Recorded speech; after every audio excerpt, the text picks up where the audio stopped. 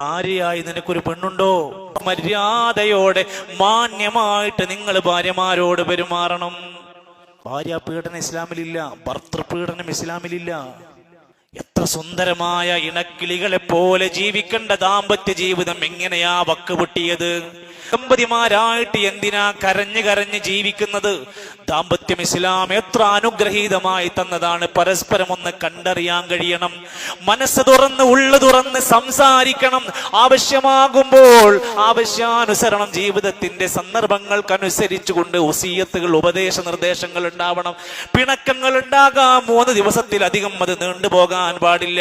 അകൽച്ചകൾ ഉണ്ടാകാം, പൊരുത്തക്കേടുകൾ ഉണ്ടാകാം. രമ്യമായി സൗഹാർദ്ദപരമായി അത് പരിഹാരം കാണാൻ കഴിയണം നമുക്ക്. അള്ളാഹുവിന്റെ ദീന് നമ്മളെ പഠിപ്പിക്കുകയാണ്.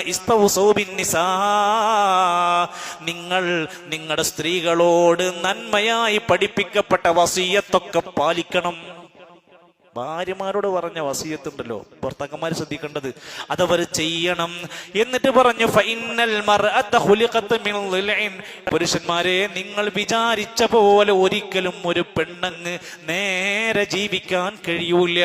അവൾ ഒരു വളഞ്ഞ വാരിയലിൽ നിന്ന് സൃഷ്ടിക്കപ്പെട്ടതാണ്. ചില വളവുകൾ അവൾ കൊണ്ട് പെട്ടെന്ന് പോയി നേരാക്കാൻ ശ്രമിച്ചാൽ അത് പൊളിയും. തീരെ നേരാക്കാൻ ശ്രമിച്ചില്ലെങ്കിൽ അത് നന്നായി അങ്ങ് വളഞ്ഞുകൊണ്ടിരിക്കും. നബി തങ്ങൾ വീണ്ടും പറഞ്ഞു, സ്ത്രീകളുമായുള്ള വസിയത്ത് നിങ്ങൾ നന്നായി പാലിക്കണം. അത് വഴക്കിട്ട് തമ്മിത്തല്ലി അകന്ന് ഞെരുങ്ങി കഷ്ടപ്പെട്ട് വിവാഹം എന്നത് ദുരിതമായി എന്ന് തോന്നാതിരിക്കാൻ ഇസ്ലാം നൽകിയ ധാരാളം വസിയത്തുണ്ട്.